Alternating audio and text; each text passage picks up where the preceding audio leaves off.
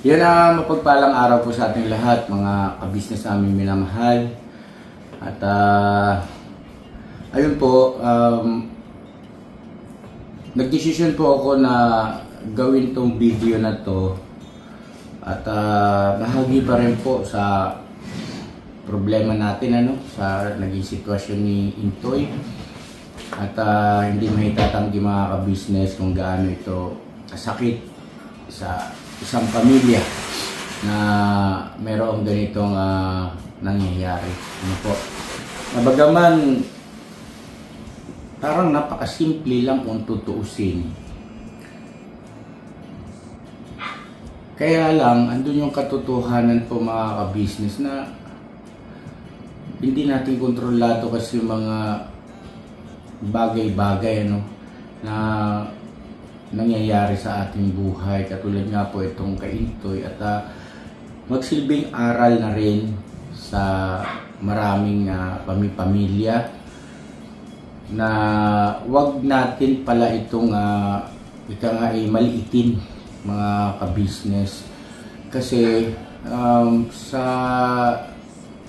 sitwasyon po ni Intoy ay hindi po biro yung kanyang pinagdadaanan.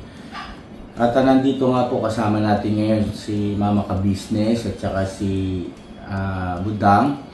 Dahil si Budang ay gagraduate na po yan, o ngayon yung kanyang graduation po, pagkatapos nito ay lalarga na rin po kami para atinan yung kanyang graduation ceremony. Anyway, mga kabisnes, ay congratulations sa ina at proud kami sa iyo, ha? Napakaganda mo na, napakatalino mo pa, at siyempre kung ikay magulang at ganyan ang iyong anak, ay talaga namang magiging proud ka, no? So yun, mga kabisnes, bilang si Budang ay graduate na ng psychology, minabuti ko po na hingiin yung kanyang opinion batay sa kanilang pinag-aralan tungkol sa nangyayari kay Intoy. At yun nga po, kanina nag-iyakan kami ni Mama Kabisnes, pero bago magsalita siguro si Budang ay bigyan muna natin ng pagkakataon si Mama Kabisnes para magpaabot ng mensahe kay Intoy, dahil hanggang ngayon po ay hindi po niya nare-replyan yung aming mga message na sinesend po sa kanya. At yun nga po, si Nika, nabanggit ko naman sa nakaraang vlog ko na si Nika ay nagre-reply. Kaya lang, siyempre, naiintindihan naman natin yung damdamin ng asawa o ni Nika na masakit yan mga kabisnes. Kung meron mang higit na nasasaktan ngayon dahil sa sitwasyon at pangyayari dyan kay Intoy, walang iba kundi yung kanyang kabiyak. Ano po? Limitado yung nagiging reply sa amin ni Nika. At naiintindihan namin po yun, no? Mama Kabisnes, check naman ito mapapanood ng anak natin na si Intoy. Anong gusto mong iparating sa kanya? Kasi ang pakiramdam daw niya kasi wala na tayong tiwala sa kanya. Ang pakiramdam niya, batay doon sa napanood kong vlog ni Nika, ay para raw hindi niya maintindihan ang kanyang sarili kung bakit ganun yung kanyang nararamdaman at naiisip. At ito pa mga kabisnes ang talagang nakakatakot at naalarma kami. Huwag naman po sana, no? Nabanggit doon, kung di ako nagkakamali, na parang mayroon na raw bumubulong sa kanya. Kinikilabutan ako mga kabisnes. Huwag naman po sana, no? At sa ganitong paraan, sa pamamagitan ng video na ito, ay at least kahit papaano meron siyang mapapanood na kung ano yung aming damdamin sa kanya, na pakiwarin niya para bagang wala na raw naniniwala sa kanya. At ulitin ko anak, doon sa nakaraan ko namang video ay mahal na mahal ka namin at hindi kailanman mababawasan yung aming tiwala o pagtitiwala sa iyo. Marami ka nang napatunayan At hindi lang bilang isang kagwang, noon pa na, naobserbahan ko na yung magandang katangian mo nung nasa sewing machine pa tayo. Nakita ko kung gaano ka magmalasakit. Bagaman na hindi pa ganito yung bond, yung ika nga ay lapat ng damdamin natin sa isa't isa, ay sobrang proud ako sa iyo bilang ikaw noon si Rio, at noong ikaw ay si Intoy na, ay mas lalo kang naging karapat dapat na mahalin bilang kapamilya. So yun, mga ka-business naming minamahal, kung bakit sa ganitong paraan lang kami nagsasalita, baka hanggang ngayon mayroon pa rin nagtatanong, bakit kasi hindi nyo nalang puntahan po sa bahay nila para magkausap ng sarilinan.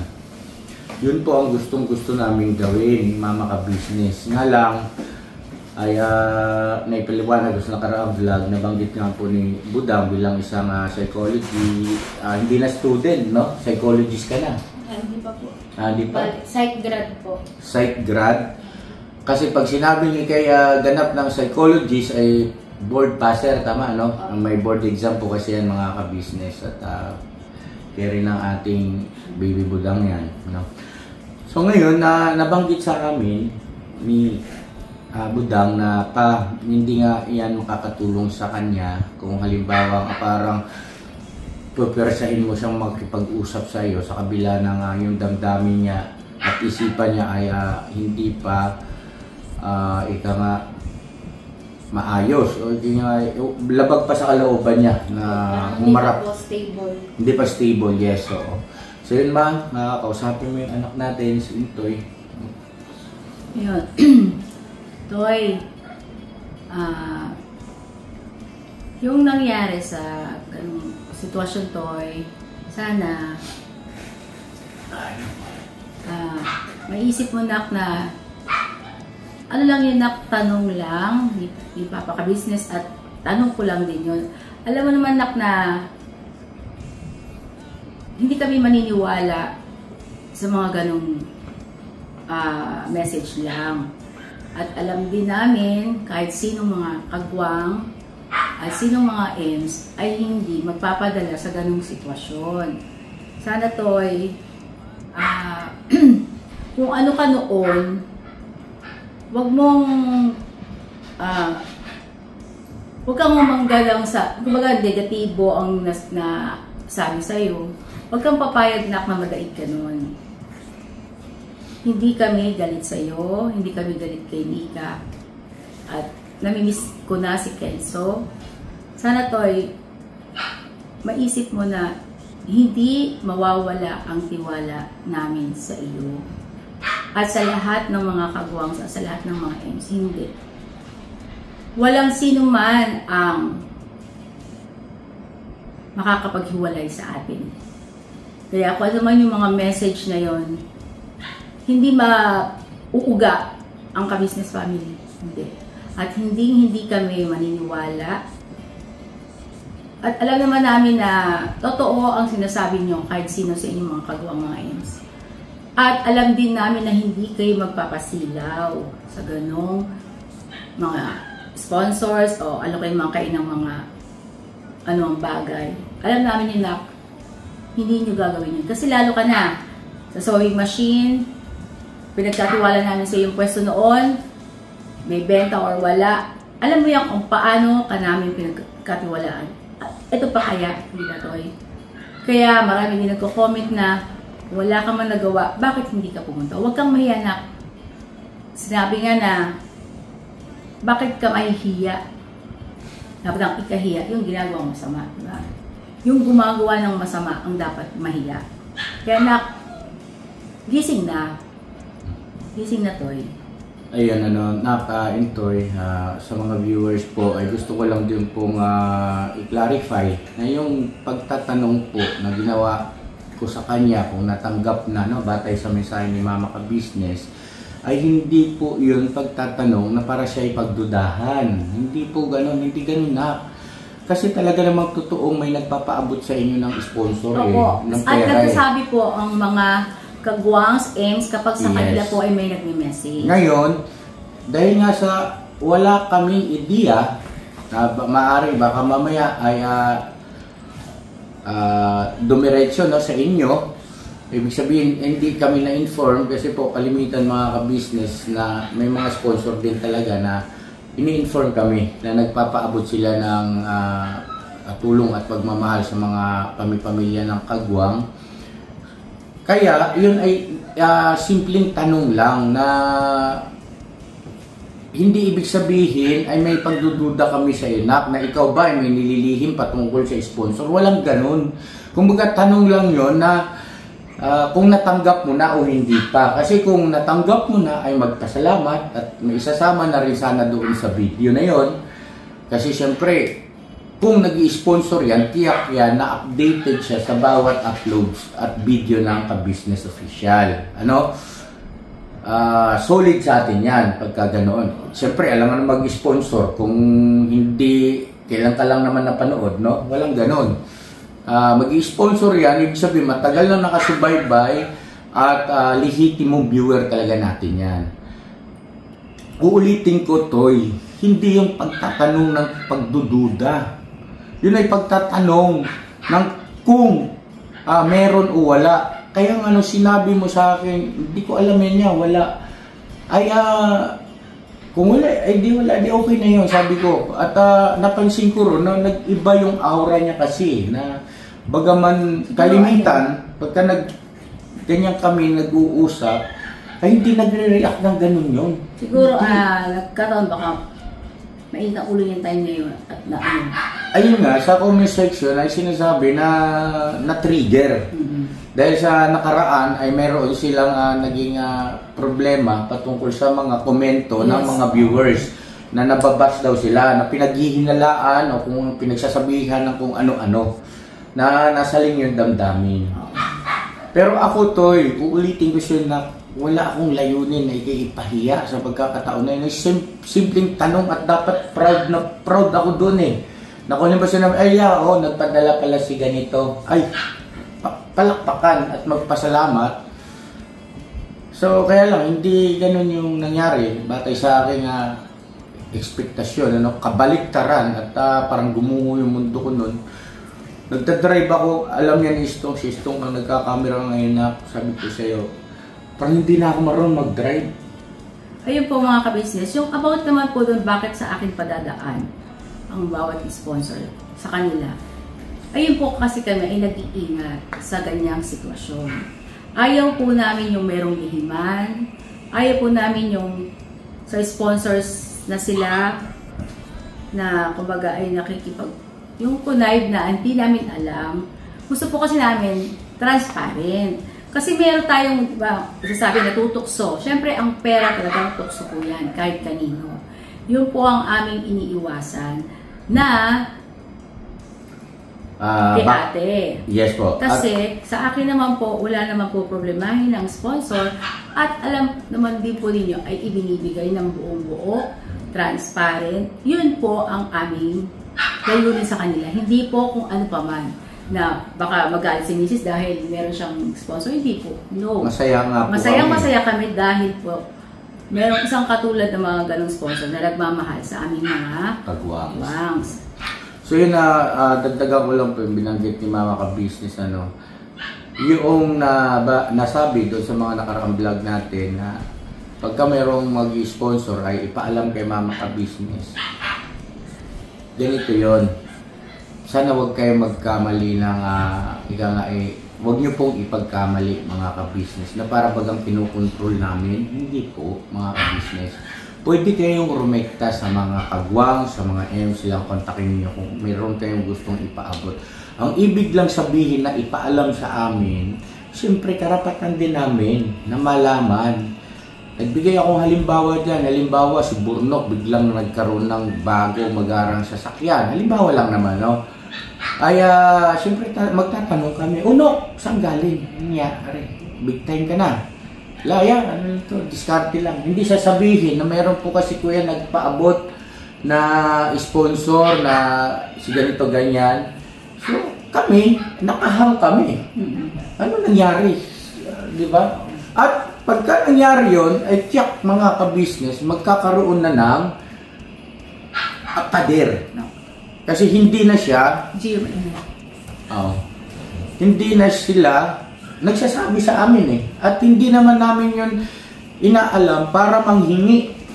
No, mga ka-business, hindi po na wag na mag-sponsor. Oo, hindi po namin inaalam kung mayroon bang nagpadala ng pagmamahal o nag-sponsor para kami manghingi. Hindi po. Ang sa amin lang, matyak lang namin na yung pinadala, in-sponsor ng mga viewer ay nagagamit nila sa kaukulan. Kung ano yung billing ng sponsor kung para saan yun. Kasi may mga billing po yan eh. Yun ang amin para maingatan yung tiwala. Pag-guide lang po ang sa amin, mga ka-business. Kasi mahirap, may nagpadala sa kagwang, tapos may billing ito, anya ang ano mo, at hindi nila ginawa, hindi nakita sa vlog, walang patotoo. At pagka nagtanong, syempre, ang mangyari, hindi makatiis, magtatanong kay mama ka-business, tapos sasabihin ni mama ka-business kung ano yung totoo, di ba? Ay wala po, hindi ko po alam eh. At hindi naman po nila pinadoktor yung bata, halimbawa lang. May nagpadala para pampadoktor sa bata, tapos hindi naman pinadoktor yung bata. Ay wala, nasira na rin sila sa sponsor, di ba? Samantalang kung alam namin, matitiyak namin, may gagay namin sila na ito yung billing, baka makalimutan nyo ha. Di ba? Yun lang yun, mga ka-business. Huwag nyo naman kami pag hinalaan na para bagang ano yun, may porsyento kami sa sponsor, hindi ko ganun, wala ko ganun. Kumbaga, ano po yan, basta kung magkano iabot nyo sa kanila, wala pong problema. Aabot po namin yan at makikita po sa vlog. So yun na mga ka-business, pasensya na kayo ha, kasi importante rin naman kasing bagay yun, na dapat ay mabigyan ng linaw. Ngayon na nandito si Marily, merong siyang gustong ibahagi sa atin patungkol sa ganyang kalagayan, ano? O sino mga kapwa-tao natin. Pakinggan po natin kasi marami tayong matututunan po dito, mga mahal namin mga ka-business, at syempre kami, hindi po kami magpapabaya, a-action po kami kaagad. Sige na, makusuyo ako na. So, ayun po, una, yung sa naging reaction po ni Kuya Intoy, siguro po mga ka-business, kaya niya po nagawa yung ganong reaction. Baka po merong recently, may marami siyang mga life stressors na hindi po natin nalalaman. Then, siguro po nung time na yun, baka hindi niya po siguro na-process masyado yung emotions niya. Kaya yun po yung naging action niya. Then ngayon po, sa kalagayan po ni Kuya Intoy na yun nga po, hindi po nag-message, hindi po makausap, advisable po siguro mga ka-business na bigyan muna po natin siya ng time na magkaroon ng self-reflection po sa kung ano po talaga yung nangyari or kung ano po talaga yung naging resulta or naging dahilan ng ganong reaction niya. Kasi mga ka-business, hindi po natin pwedeng pilitin yung isang tao sa bagay na hindi niya naman po talaga gusto or kumbaga gagawin niya na po yung isang bagay dahil sa peer pressure. Kumbaga, ano po yun, hindi po, wala po yung sa puso niya, parang pakunyari lang. At kalaunan, deep inside, meron pa rin pong galit sa puso niya or meron pa rin pong emotion sa puso niya na hindi niya malalabas ng genuine or totoo. Ayun po. Kumbaga, pahupayan muna natin yung... Bigyan muna po natin siya ng time para ma-process po yung sarili niya. So, at the end of the day po, mapapakita niya po yung sarili niya kung ano po talaga siya, kung ano po talaga yung nais niyang ilabas. Okay. Yan, may tanong lang ako kasi batay doon sa napanood ko na vlog ni Nika ay parang meron daw bumubulong sa kanya at to the point na nagtataka raw siya sa kanya sarili kung bakit ganito yung naiisip ko, bakit daw ganito yung aking nararamdaman na parang ako ba to? Parang ganun. Ano ba yun yung behavior na ganyan ay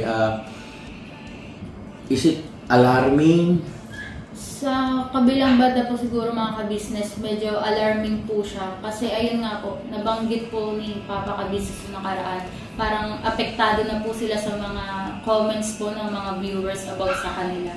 So baka yun po yun yung naging dahilan kung bakit mas nai-stress po si Kuya Intoy ngayon na nawawala na siguro siya ng gana sa pang-araw-araw nilang buhay na pwede pong pumasok siguro. Hindi naman po totally diagnosed po mga ka-business, pero sa mga sintomas po na nakikita sa kanya na baka po pwedeng manifest yung tinatawag natin mild depression. Kapag tumagal po yung sintomas kay Kuya Intoy ng 2 weeks, pwede na po siyang ma-diagnose ng mild depression. Tapos yung sa binabanggit po ni Ate Nika na baka may naririnig daw po si Kuya Intoy, pwede rin po pumasok din yung with psychotic symptoms na hallucination. Yun po yung may mga naririnig yung isang tao or may nakikita na hindi naman po talaga totoo. Or hindi po naririnig or nakikita ng isang normal na tao. Ayun. Ang sakit lang isipin, pero positibo ang aking pag-asa na sa lalong madaling panahon ay babalik ang dating Intoy. So, ayun, ano ang dapat gawin ng pamilya natin sa ganyang kalagayan ni Intoy ngayon? Lalong madaling panahon po siguro dapat po tayo magpatingin sa mga professional kagaya po ng psychiatrist kasi i-check pa lang naman po dun si Kuya Intoy. Hindi naman po kapag pumunta po tayo sa isang psychiatrist, masasabi na po nating sira ulo yung tao or baliw. Ang psychiatrist po mga kabisa sa mga psychologists, malawak po yan. Hindi po yung kapag sinabing may pagpasay ka na, patingin ka na, hindi po ibig sabihin ng totally baliw ka na. Malawak po ang psych mga ka-business. Hindi lang po yan sa mga may mga sirang utak. Lahat po tayo pwede magpatingin na hindi ka i-label na sira ulo or baliw po. So, sa kalagayan po ni Kuya Intoy, as soon as possible po, sabi nga po nila, prevention is better than cure. So, yes. Wag na po natin antayin mas lumala pa. Mas mabuti pong i-encourage po natin sila na magpatingin na po sa mga professional po para mas matulungan po sila kung ano po yung dapat na gawin. Or kung kailangan na po ng therapy or gamutan, mas okay po yung mga ka-business. Ayun po. Yes, okay.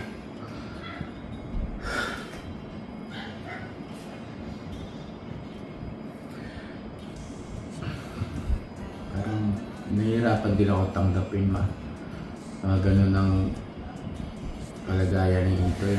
Hindi naman sa kaya lang at the back of my mind, kaya naglalaro sa isipan ko na natatakot din ako.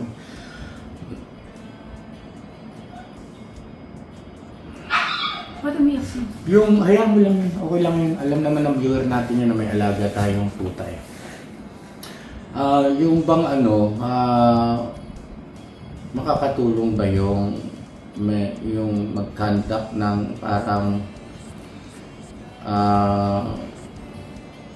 counseling? Opo. So, tulong po yung counseling sa amin. Oo. So, ano ang dapat nating unahin?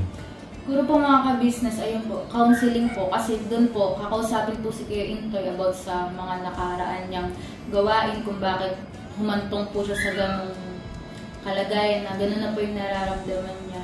Then, may mga po yan, parang intervention po yung counseling. Kapag nakikita pong ma-improvement naman, ayun po, tutuloy-tuloy lang po yung counseling. Pero kapag hindi na po kaya ng counseling, doon na po papasok yung therapy, yung mga gamutan po na may kailangan ng inumin para mabawasan po yung nararamdaman na hallucination or delusions po ng isang taong may ganun pong kalagayan.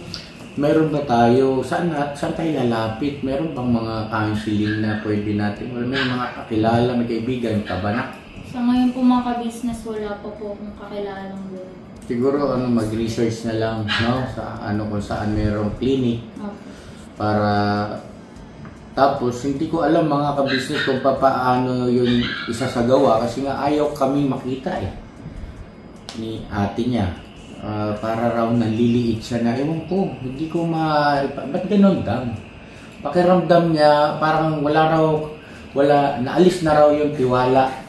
Siguro po Pakiramdam niya ay nasira daw niya yung tiwala namin na para sa kanya ay pinakamahalaga o isa sa pinakamahalaga na aspeto ng kanyang buhay. Yung tiwala namin na paulit-ulit yung sinasabi to, hindi nawawala yung tiwala namin siya. Kahit nabawasan, hindi nabawasan ito eh. Mahal na mahal ka namin nak eh. No? Kung papaanong mahal namin yung aming 3 anak, ay gayon din naman kayong mga kagwang, no? Diba? Sinabi ko na sa inyo yan eh. At totoo yun. At saka doon sa ganong bagay ko, huwag kang, yun nga sabi ko kanina, huwag kang magpasira. Huwag mong ituloy-tuloy yan to, yung ganyang pag-iisip ng negatibo. Sa mga viewers namin, kami po ay umaapila. Pwede po ba kami maglambing, mga ka-business? Baka po pwede naman na pagdating sa pagkukomento ay maisaalang-alang natin na posible palang mangyari ito sa isang kababayan natin. Akala natin ang lakas-lakas. Akala natin ang tibay-tibay. Pero parang nabanggit mo sa akin, nak, na yung patungkol sa ganyang sitwasyon ay walang malakas, walang matatag, walang ano yan. Once na yan ay paano ba explanation nun? Parang kumbaga po wala pong exempted sa ganyang kalagayan po. Lahat po pwede tayong makaranas ng ganyan po mga ka-business. Kasi sa pinasa kasi ng negative yung utak mo. At walang sumawata doon. Walang kumausap. Tuloy-tuloy yun eh. Kailangan talaga mayroon siyang makakausap na ang problema nga kasi hindi pa siya ready. Ayaw niya pa tayong makausap at ina-advise nga ni Budang na wag muna, no? Siguro ganito, sinika na lang kausapin natin. Kung halimbawa mayroon ng clinic for counseling, no? Ka-business. Ngayon, kung halimbawa hindi sila papayag na yan ay naka-vlog, kasi isang factor yun, na dapat natin isaalang-alang, ay igagalang natin po yun mga ka-business. Huwag nyong hanapin sa amin yung video po babanggitin na lang namin sa inyo kung naisagawa ba at kung ano yung naging resulta siguro, no? Kasi pare-parehas naman natin lalo na yung mga maraming nagmamahal din kay Intoy, no? Mga ka-business namin minamahal. At salamat may ano pang kailangan namin malaman para prepare kami ni Mama at makakilos kami ng tama makapagdesisyon kami ng tama. So ayun po, unang-una po siguro talaga bigyan muna po natin sila ng time kasi sa ngayon po parang fresh pa sa kanila lahat ng pangyayari. Hindi po talaga makakatulong kung pipilitin po natin sila. So kapag ready na po sila makipag-usap or humarap po sa atin, ayun po, parang doon na po tayo umaksyon na kung papayag sila na ipa-counseling. Yung sinabi mo sa akin na makakatulong kay Into yung from time to time ay mag-sense ng mga messages na para bagang kumusta ka na, naalala mo ba nung nandun tayo sa ganitong lugar, di ba? Yung mga nakakatuwang nangyari ay makakatulong ka mo. Gusto ko sana ay i-share mo sa ating mga ka-business. Malaking tulong din po mga ka-business kapag nakakapagbigay tayo sa isang tao ng parang words of encouragement, parang doon nararamdaman nila na hindi sila nag-iisa, na hindi sila kumbaga hindi po sila nag-iisa sa laban na meron po sila, na nag-e-exist pa rin po yung pagkatao po nila or yung presensya po nila sa ibang tao. Kasi mostly mga ka-business, kapag ibang tao nahihiya magsabi ng problema sa iba, sa mga kaibigan nila, kasi iniisip nila na baka hindi sila maintindihan or baka istorbo lang sila. So ayun po mga ka-business, malaking bagay po na napapalakas po natin yung loob ng isang tao para maramdaman po nila na may kasama po sila sa mga problema po, sa pagharap po sa problema po sa mga buhay. Ayun po. Ayun so ganun po kasi yung ginagawa namin ngayon, binilin ko rin sa lahat ng mga kagwangs po, sa pamilya namin, sa business family na from time to time ay mag-send ng message kay Intoy ng mga pangungumusta, tapos ayun nga, binili na yung mga moments ba na magkasama, halimbawa si Estong at saka si Intoy, yung mga moments na talagang tumatak sa isipan na puro positibo po mga ka-business, na nakakatuwa sa damdamin na pagka naalala ni Intoy ay maaaring makapagdulot ng saya sa kanya.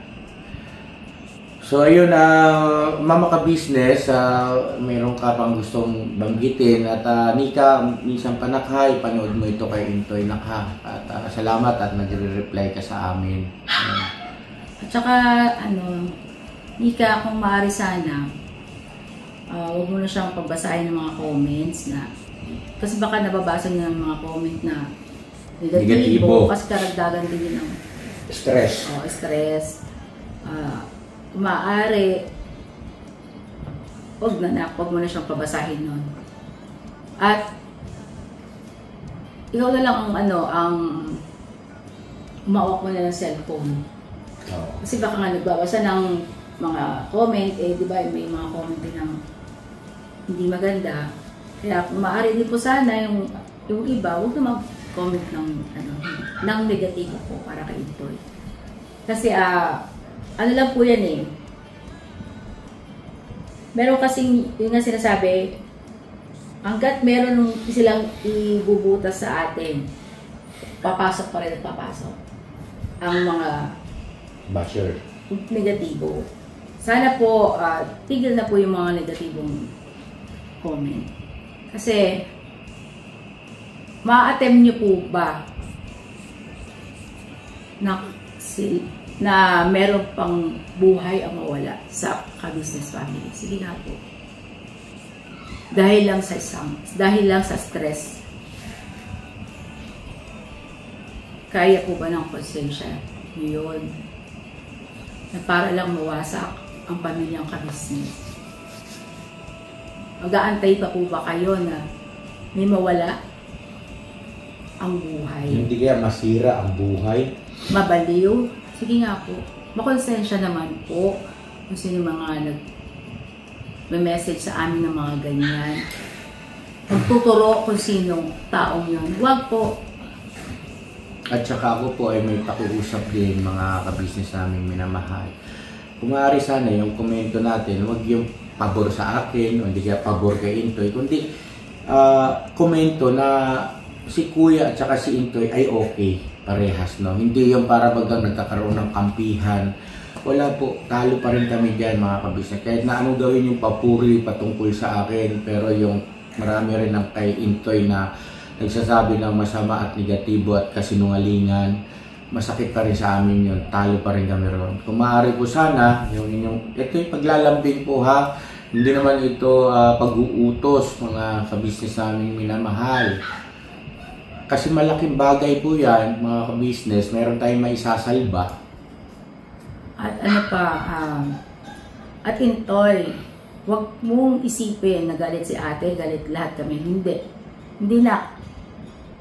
Punta ka na dito sa bahay or kami pupunta dyan. Mag-go signal ka lang na walang nagbago at walang mababago sa atin samahan.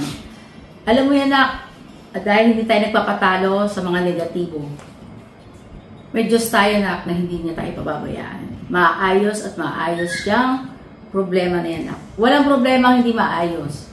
Gawin lang natin maging straightforward lang tayo na ang Diyos ang ating kasama. Diba na? Yung mga ganon, ipagpasa Diyos na lang natin.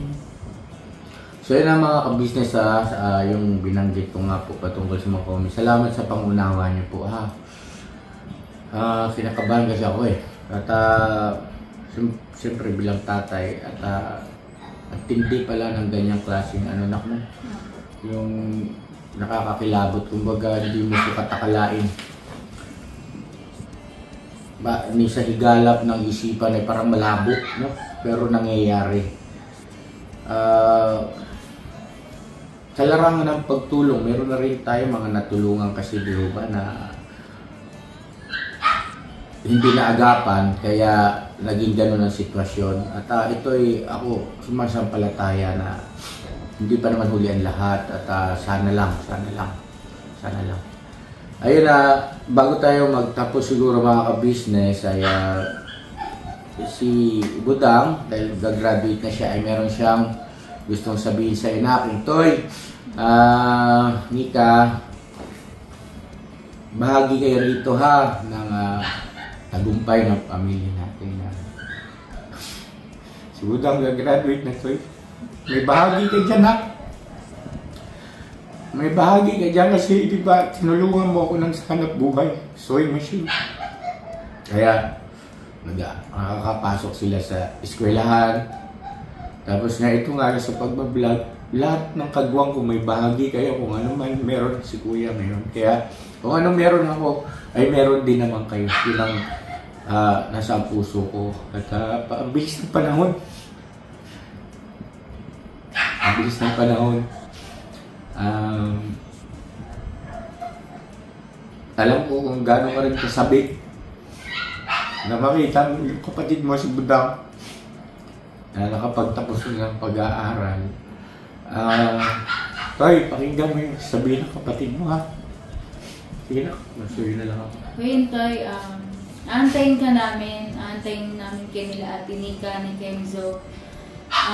Dito lang kayo, hindi namin kayo husgahan, hindi ka namin husgahan. Nandito kami para umalalay, umintindi. So ayun na nga, nandito na tayo, graduate na ako.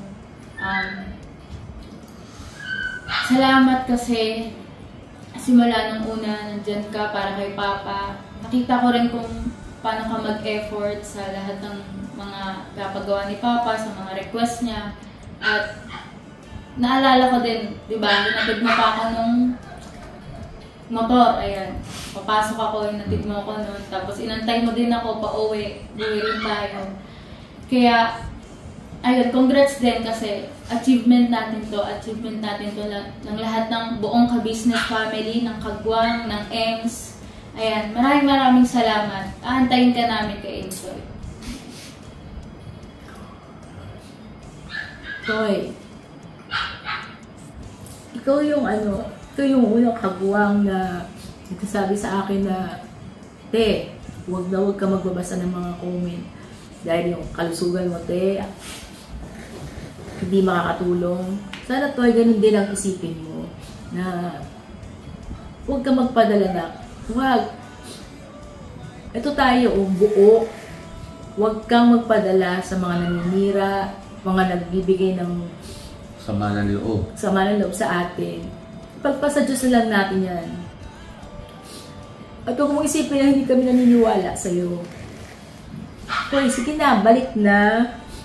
Punta na dito. Gising na. Gising na. Huwag mo na patagalin. Sige na, ni Kenzo, nami-miss na namin. Sabi ni Nika, gusto pumunta rito ni Kenzo.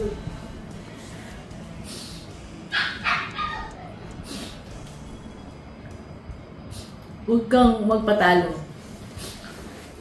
Hello. Mahal na mahal ka namin kayo ha, anak. Mahal na mahal ka ni Kuya. At hindi magbabago yun. Lahat ng aking Kagwang, para parehas ko yung mahal. Nga lang kasi ikaw yung nasa ganitong sitwasyon, kailangan kitang asikasuhin na. At sana bigyan mo ako ng pagkakataon na magawa ko yung bahagi ko. At sa mga viewers namin ay salamat po sa inyong pagsama sa amin sa inyong mga prayers, ano po, mga ka-business. At wala naman tayo ibang makakapitan sa ganitong mga sitwasyon ng buhay. Malaking bagay po sa amin yun. Pinagpipray nyo kami. At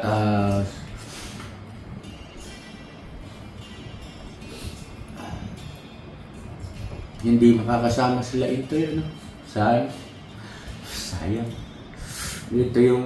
Ito ba naman yung, alam ko isa ka sa magiging masaya-masaya, That's sobrang proud. Na graduate na yung book. Bale. Magkahalimbawang maayos na lahat. papasyal tayo na ha, kung saan mo gusto. Magsisikapan ko yun. Lahat tayo magkakasama ha. At di bale, iba-vlog ko yung graduation ng kapatid mo. Darating ang panahon, mapapanood mo yun pagka okay yan ha. At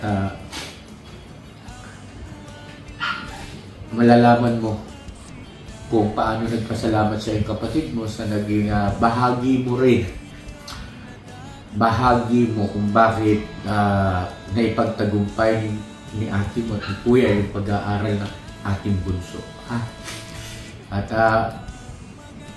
mga business, pasensya na ha. Masakit kasi. Sakit kasi. At sana wala na lang ganito no? Sa mga viewers, kung halimbawa hindi nyo gusto yung vlogger, ay huwag nyo na lang sana panoorin kaysa magkomento kayo ng mga hindi kaya-ayang pananalita at sobrang sakit at magre-resulta ng meron pala, posible pala na meron masirang buhay, no? At wala pala pinipili yan kahit gaano ka katibay, katatag na tao. Ano po mga ka-business? Kasi kami, viewer din kami. Pag hindi namin gusto yung dati namin pinanood, hindi na lang namin pinanood. Lilipat kami sa iba. Pero mag-iiwan ka pa ng komento na mag-aadlahi ka ng kapwa mo. Unang-una, hindi nyo naman din kilalang personal yung mga nagbablog. Yung ba? So, ang ibig ko lang sabihin ay hindi nyo 100% alam ang mga talagang pangyayari. So, bakit hayaan mo yung sarili mo na makapagbitaw ka ng salita doon sa comment section na alam mo, magre-resulta yung labis-labis na pagdaramdam doon sa mismong content creator. Di ba? Mga ka-business. Yun lang naman ang akin. Bagaman, siyempre, nasa inyo yung kalayaan na karapatan na magkomento kung ano yung gusto nyong sabihin dyan. Pero, maging reasonable sana. Maging reasonable sana ang bawat isa. Lahat naman ang gusto nung iparating ng mga viewers ay pwede namang iparating yan kung anong concern sa pamamagitan ng paggamit ng mga pananalita na hindi makakasira, no? Hindi makakasira ng buhay ng isang lumusong, sumuong sa mundo ng social media. Yes, tama kayo. Dapat lang buuan loob kapag kay lumusong sa mundo ng social media. Tama kayo. Pero hindi lang ang content creator, ang vlogger, ang merong responsibilidad. Kundi kayo rin mga manonood ay meron din kayong responsibilidad na dapat isaalang-alang. So yan, God bless sa ating lahat, mga business.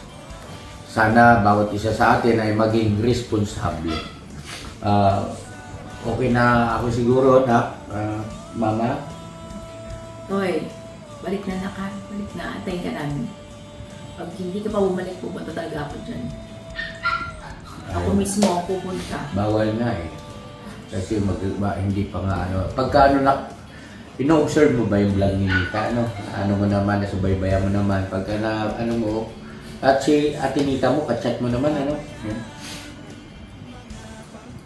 Sige, ganun lang, tuloy-tuloy lang natin yan. At pagkatapos ng graduation ni Buddha, mga ka-business, update namin kayo kung ano yung naging bang ng ka-business family para kay Intoy. I love you all, bira lang tayo. Okay na yan, lakay, nice na.